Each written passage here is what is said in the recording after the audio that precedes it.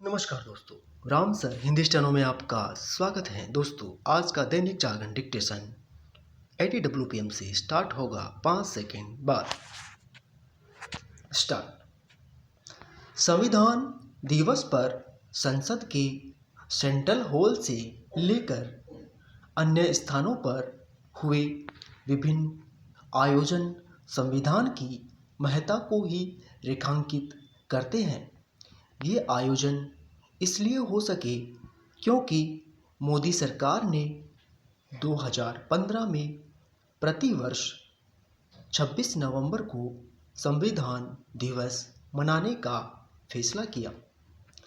इस अवसर पर जहां राष्ट्रपति ने इस पर बल दिया कि हमारा संविधान ही राष्ट्र की आधारशिला और राष्ट्रवादी सोच अपनाने का मार्गदर्शक दस्तावेज है, वहीं प्रधानमंत्री ने खुद के पीएम पद तक पहुंचने को संविधान की शक्ति बताया।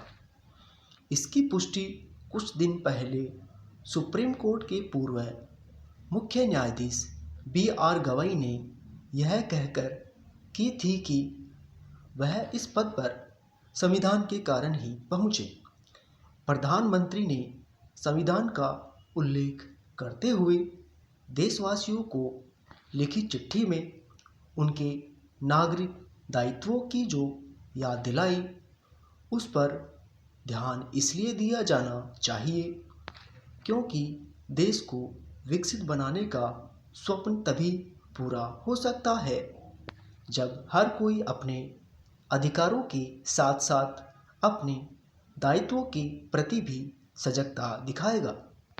संविधान के प्रति अपनी अपनी तरह के सप्रमण का भाव व्यक्त किए जाने के बीच नेता विपक्ष राहुल गांधी की ओर से जिस तरह यह कहा गया कि उस पर किसी तरह के हमले को सहन नहीं किया जाएगा, उससे यही पता चला कि वे फिर से यह होवा खड़ा करना चाहते हैं कि संविधान खतरे में है।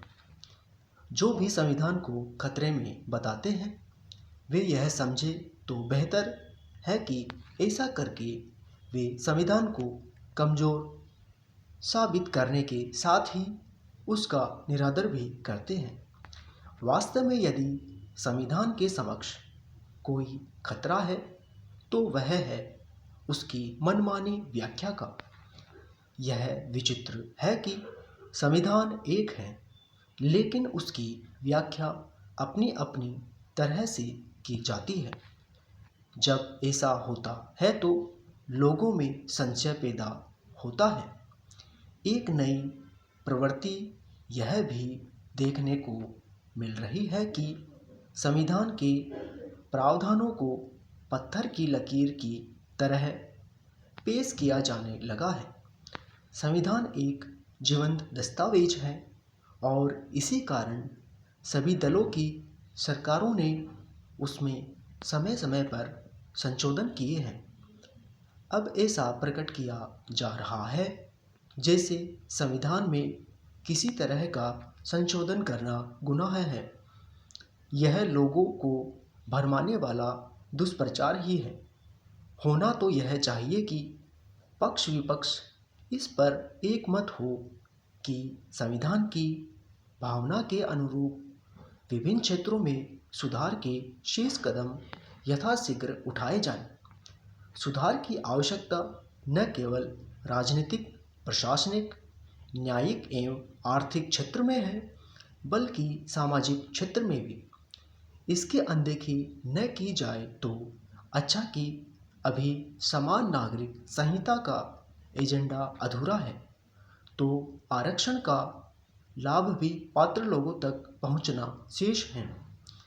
इन विषयों पर केवल बातें ही नहीं की जानी चाहिए बल्कि काम करके दिखाया जाना चाहिए। स्टॉप।